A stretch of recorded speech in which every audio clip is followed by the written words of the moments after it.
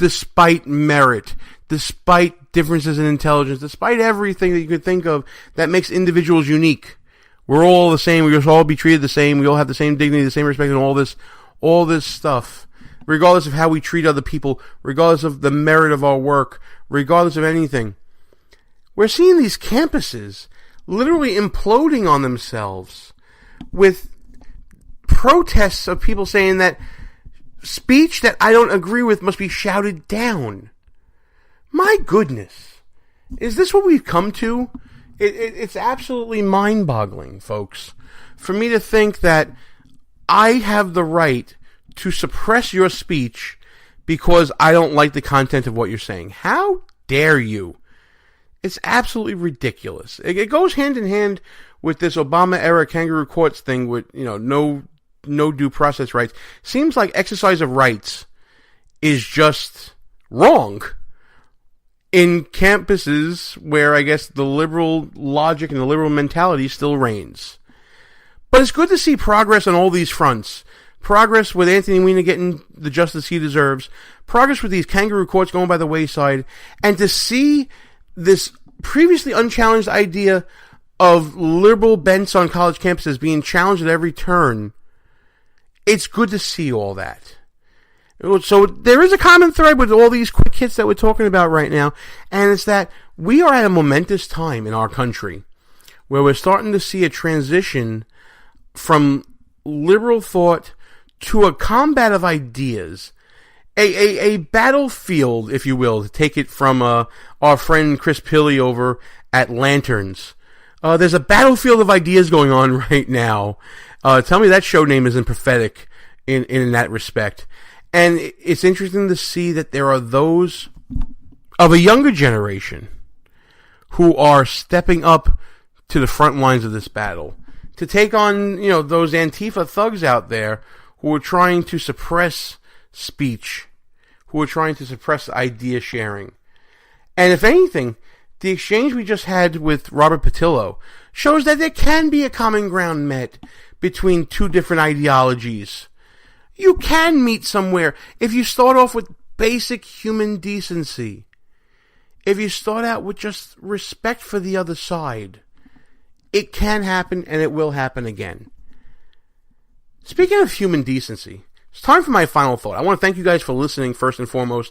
I want to thank Robert Patillo for coming on the show and being the first Democrat to do so, to step up in that respect.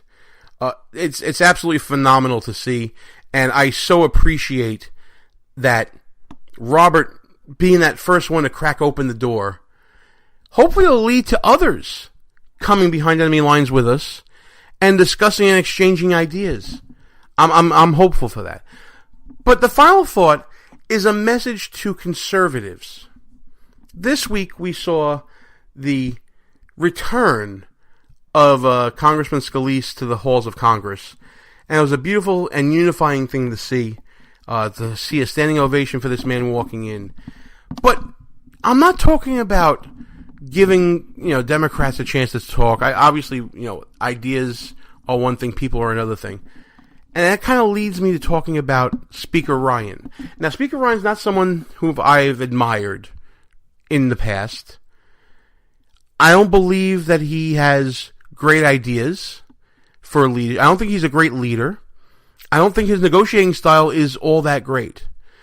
But after watching a video from CBS News of Paul Ryan seeing Steve Scalise in Congress for the first time, after seeing that video and being able to share that moment, at least through video, I will never again question what is in the heart of Speaker Paul Ryan. Oh, look who's here. Oh, my gosh. Oh, my gosh. Mr. Speaker. Back.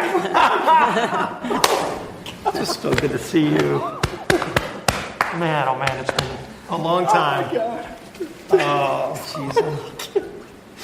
Wow. This is great. I'm sorry. Look, he's got I'm a not full John Mayer. He's got a full Don't plate. think. Thank you. Jennifer. Oh. We cried a lot of tears in the hospital in those first few days. Oh, hey, Nora. How you doing? How are you? Nice to see you, Mr. Oh, Speaker. man. Oh, my God. Thanks for helping us. I know you worked with my staff a lot to make this day work. And it's going to be a special day. This is incredible. You look so good. Look at this. I mean, You look so good, man. Oh, thanks. Do you remember the first time you came to Steve? I do. And he opened his eyes. I do. I remember that. I remember. That was Yeah. one of the first. You actually remember that? People. Oh, absolutely. There weren't many I remembered. When Yeah. Pence came, we actually. I could. had a Remember we were holding his conversation. hands, and then you actually open your eyes. Yeah. Soon Because as you Jennifer talk. said, Yeah. Jennifer said, I keep gave him talking. a- He can hear you. I gave him And, a hard time because I said, Steve, you didn't even open your eyes for me. But when you Yeah, heard because we Paul's wouldn't know if we voice- could even hear. I know it's I said, when you amazing. heard Paul's voice, you opened your eyes. I've been looking forward to this moment for more than you can imagine. Oh, you got crutches? I've That's got what you're crutches, doing? yeah. So what's it like to have him He back? thought you'd carry him. It's Yeah, oh, we yeah, I can see that. You got it. Yeah. I've seen his workout regime. He can. Yeah. I don't have words for it. I can't describe it. Yeah. I've never felt this kind of an emotion before. Your presence is going to bring so much healing to people here. Everywhere I go in America, first question, how's Steve Scalise? How's the Scalise family? Please tell them we're praying for them. Please tell Jennifer and Madison Harrison we're praying for them. Wow. Please, everywhere we all go, everyone's been sending their prayers, and it's working. We're just- they're being answered. I feel it. I mean, we have felt these prayers. Unbelievable. All around the country, people that we don't even know. And wow, the power of prayer is real. Oh, it really, You got your majority whip back. yeah. Oh my gosh. I believe him to be a very good man. I believe him to be a God-fearing man. I believe him to, at his core, truly believe that he is fighting for what he feels is right. And I truly believe that the camaraderie that he showed to his whip, it was so heartwarming to see that I do believe that there is something in him that can and will come out eventually. From working with Donald Trump, from maybe having his whip back, I have faith now in Speaker Ryan again because I have seen his heart through this video. And I like what I saw. All right, folks, you may disagree. You may not agree with me. You may agree with me. I don't know. Let us know at www.BehindEnemyLinesRadio.us. Comment on the blog postings of this and other shows. Let us know what you think. We're going to get used to this weekend thing and also get used to some video possibly coming at us. We're going to maybe start doing this on video. We're starting to develop it now, Russ and I, and maybe we'll be doing some Facebook Live stuff in the near future.